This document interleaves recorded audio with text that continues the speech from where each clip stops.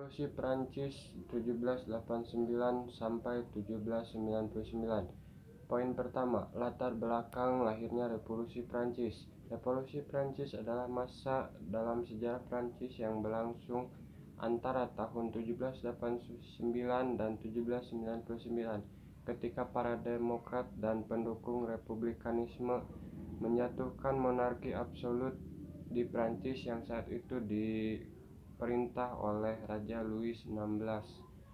Revolusi ini berdampak terhadap berbagai bidang, seperti sistem pemerintahan sosial dan politik.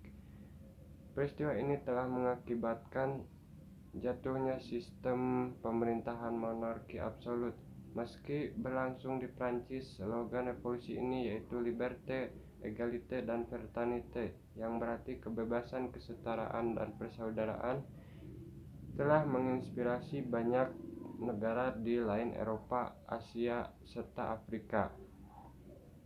Revolusi Prancis juga dianggap sebagai dasar dari pembangunan peradaban Barat modern. Faktor umum, Revolusi Prancis merupakan puncak dari ketidakpuasan dan kekecewaan rakyat terhadap sistem dan praktik monarki absolut di Prancis, terutama pada masa pemerintahan Raja Louis XVI. Sangat dikenal dengan pemerintahannya yang dolim. Semboyan pemerintahan yang dikenal adalah L'État c'est moi, atau negara adalah saya. Hal ini menunjukkan sifat aroganisme seorang raja yang seharusnya berfungsi sebagai pelindung rakyat. Faktor-faktor khusus. Poin pertama yaitu faktor ekonomi. Pada waktu Louis XVI naik tahta, sebenarnya telah terjadi krisis ekonomi dan keuangan dalam negeri.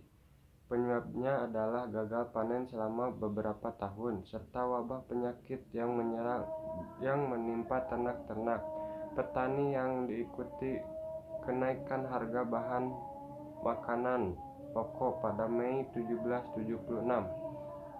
Menteri Keuangan Turgot dicopot dari jabatannya setelah dianggap gagal melakukan reformasi keuangan. Tahun berikutnya, Jacques Necker, seorang bankir dari Jenewa, Swiss, diangkat menjadi Menteri Keuangan yang baru. Dia menyadari dari sistem pajak yang sangat agresif membuat masyarakat kelas bawah menanggung beban terlalu berat. Dia menegaskan bahwa salah satu cara membebaskan negara dari krisis adalah mengurangi aturan keringanan pajak bagi kaum bangsawan dan klerus atau rohaniwan, serta meminjam lebih banyak uang untuk mengurangi kekurangan fiskal dalam negeri. Kelak usulan Necker yang dianggap lebih berpihak kepada rakyat ini ditolak dan dia sendiri pun dipecat. C.A. Desalegn yang menggantikannya mengusulkan aturan pajak baru, di antaranya pajak tanah. Untuk memuluskan rencana ini, ia memprakarsai apa yang disebut Majelis Kaum Terkemuka atau The Assembly of Notables pada 1789. Usulan pajak baru itu tidak ditolak kaum bangsawan dan rohaniwan, menghendaki agar setiap reformasi pajak harus terlebih dahulu disetujui oleh lembaga-lembaga yang betul-betul representatif, yaitu Estates General atau Estates Generaux, yang memiliki 3 golongan, yaitu bangsawan, rohaniwan, dan rakyat. Raja yang melihat bahwa Selun akan menjadi masalah baginya memecatnya dan menggantikannya dengan E.C. de Lemoyne, the Brain, Uskup Agung Toulouse. Sementara itu juga Brienne mencoba melakukan rencana Selun. Ketika langkah-langkah ini ditentang parlemen, Brienne mulai menyerang dengan mencoba membubarkan parlemen dan bersikeras mengumpulkan pajak baru bagi kaum bangsawan dan klerus. Golongan bangsawan dan klerus menyerang balik dengan mengumpulkan kekuatan dalam suatu pertemuan besar di provinsi Dauphin. Pemerintahan menanggapinya dengan mengirim balik pasukan untuk mencegah gerakan itu.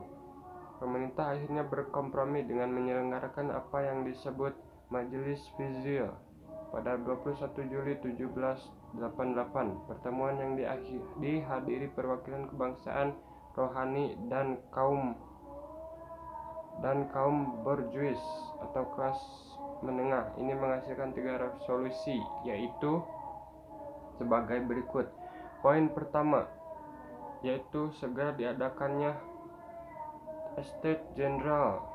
Poin kedua, menolak membayar pajak tanpa persetujuan Estate General terlebih dahulu. Poin yang ketiga, menghapus penahanan sewenang-wenang hanya karena perintah raja.